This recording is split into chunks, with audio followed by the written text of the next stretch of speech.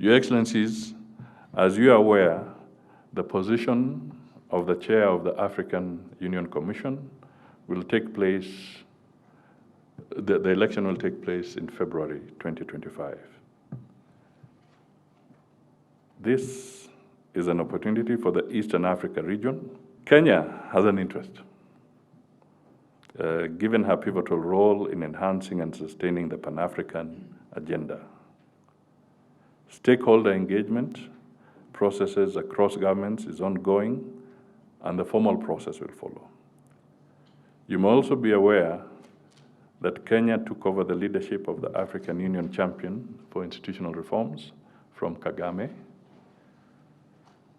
We hope to work with all as we try to achieve Agenda 2063. And in this respect, we will be humbly coming to you soon to seek your support and the support of your countries.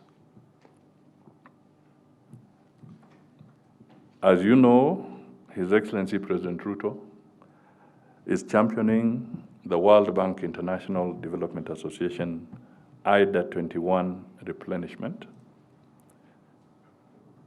with the key proposed reforms. Kenya will host in the month of April 2024 the IDA 21 meeting that promises to be a pivotal platform of transformative discussions on a global scale, including building innovative global financing approaches and architecture. This is an opportunity for us to speak with one voice and galvanize support. As you all know, the IDA 21 is the concessionary window of the World Bank. This initiative has been held in Dakar before. It has held in Abidjan before. And the biggest recipient of IDA funds are actually in Africa from the World Bank. So we need to galvanize so that international resource mobilization can succeed, so that countries that require these resources most for critical interventions in their respective domains can be raised for us to be able to move forward. In the same vein, let me also again remind you that we shall also be hosting on behalf of the AU the Africa Fertilizer Summit in Nairobi. This again, we require your support, your intervention. We'd be happy to have the best of your minds and expertise coming from your countries to help us in this particular area, because production and the issue of food insecurity that we have just talked about, the proper utilization of fertilizer is going to be very critical. Once again, I appeal to you to support us and to support Africa on this particular cause. Your Excellencies, by facilitating contact and dialogue between our people, you all play a bridging role between your sending state and receiving state. You might think of yourselves not only as a diplomat accredited to this country, but also as a diplomat representing Kenya, in the sense that your job is to forge a stronger friendship between Kenya and your respective countries. I have confidence that you will continue to be tireless in your efforts. We as a ministry are ready to support you always. Ladies and gentlemen, thank you once again for attending this meeting. Asanteni sana, merci beaucoup, shukran jazilan, and thank you.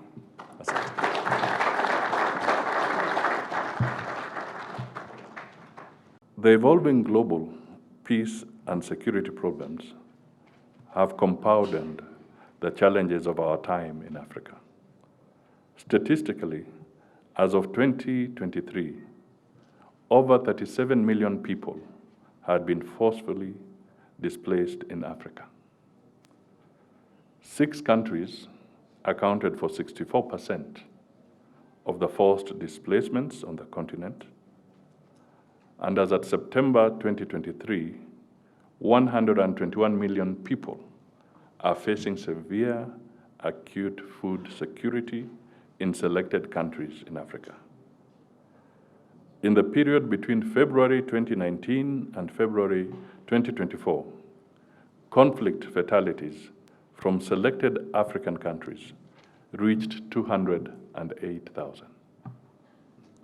4 of the top 10 countries facing severe acute food insecurity are in the Horn of Africa. The statistics in West and Central Africa are also daunting. The number of schools closed in these regions reached over 13,250 schools, impacting an estimated 2.5 million children. And roughly around June 2023 alone, that period alone, there were about 7,800 primary schools that were closed, either destroyed, or they had become military centers, or they had become rescue centers. And again, almost 1.4 million children in the Sahel region in particular were out of school. We don't know when they will get back to school. The Israel-Gaza conflict and the war in Ukraine are garnering more attention than the conflicts in the Africa continent. While the peace and security situation in our continent is of great concern as well. We have conflicts in the Horn, Great Lakes, Sahel, and the West African regions. These conflicts have affected millions of people, including children, women, and the elderly. And according to statistics, over 15 African countries have been in conflict in the recent past, and this has resulted in the displacement of over 40 million people. Your Excellencies, how can leaders of this great continent of Africa reconcile the world's spotlight on the distant conflicts with the stark reality that our own people suffer in silence? Their plight is relegated to the periphery of global consciousness. The challenges that face us are not merely of conflict resolution, but of moral imperative. The adverse impact of these insecurities cannot go unnoticed. We should all commit to promoting a shared vision for peace and security for holistic and sustainable development of our continent. There's an urgent need for our continent to strike a balance between global solidarity and the dire need to prioritize continental cooperation towards peace, security, and development in Africa. Therefore, although acknowledging the interconnectedness of conflicts and crises globally and regionally, I also implore all of us to note that in the shadow of global conflicts, let us not forget the silent suffering of our own people in Africa. Solidarity and unity will guarantee peace and security for the much-needed trade and economic development of the continent.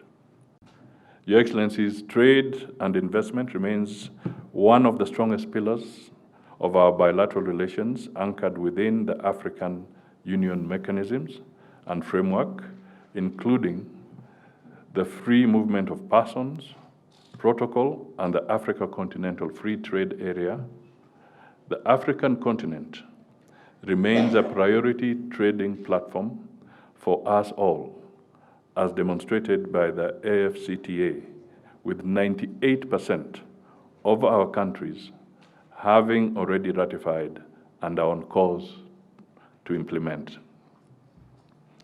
Kenya, one of the pilot countries in the implementation of the AfCFTA, exported its first goods of locally made car batteries and tea to Ghana in October 2022. We recognize the need to collaborate in mapping beneficial strands in the economic and trade engagements between our countries towards the full realization of the Africa Continental Free Trade Area as the apex of regional integration. This is guided by the belief that it is possible to foster increased volumes of trade among African countries by jointly working to eliminate barriers emanating from closed borders, strict visa requirements, and closed airspace to facilitate the free movement of persons and goods to elevate our trade and economic growth. Your Excellencies, I am happy to note that under the framework of the African Union, Kenya was honored to host, on behalf of the African Union, the 5th mid-year coordination meeting, that is in July 2023, and the inaugural Africa Climate Summit in September 2023. I wish to extend my appreciation to each and every one of you for the support you accorded us that made the two conferences successful and with good outcomes for our region. Climate change threatens the lives and livelihoods of over 100 million people in extreme poverty in our continent. Global warming has contributed immensely to the reduction of water, reduction in water essential for agricultural production, causing food insecurity, poverty, and population displacement. In Kenya alone, more than 3 million people live with food insecurity, and many have been displaced. Climate change is a global problem requiring global solutions, but Africa is enduring the most of this crisis. The inaugural Africa Climate Summit of 2023 held in Nairobi served as a basis for Africa's common position in the global climate change process to COP28 and beyond. Subsequently, both the Nairobi Declaration of 2023 and COP28 laid ground for a swift, just, and equitable transition underpinned by deep emissions cut and scaled-up climate finance. It is high time that we as Africa take bold steps and take lead in actions that are geared to mitigating rising impact of climate change by taking personal initiatives to plant trees and increase tree cover, purposefully push for sufficient allocation of our national budgets to the kitty for management and prevention of disasters that arise from climate change. As you are aware, the government of Kenya is committed to planting trees, more than 15 billion trees by 2032. I salute you, the African Diplomatic Corps, who participated on the National Tree Planting Day on 13th November 2023. We have an obligation to safeguard our continent for our future generation, and the time to do so is now. I am greatly honored to host you this morning as we jointly work to advance relations between Kenya and the brotherly and sisterly nations that you ably represent. Thank you for honoring my invitation. On behalf of the government, the people of the Republic of Kenya, and on my own behalf, I take this opportunity to assure you of my unwavering commitment to work closely with each and every one of you as we build a more interconnected and prosperous Africa. And ladies and gentlemen, I specifically told the President I was coming here to have this gathering with you, and he conveys his best wishes to all of you. As you are aware, Kenya and fellow African countries enjoy long-standing fraternal relations founded on historical linkages, special bonds of friendships, shared values, and common aspirations for socio-economic prosperity. These ties have continued to strengthen over the years through enhanced economic, cultural, education, and diplomatic changes.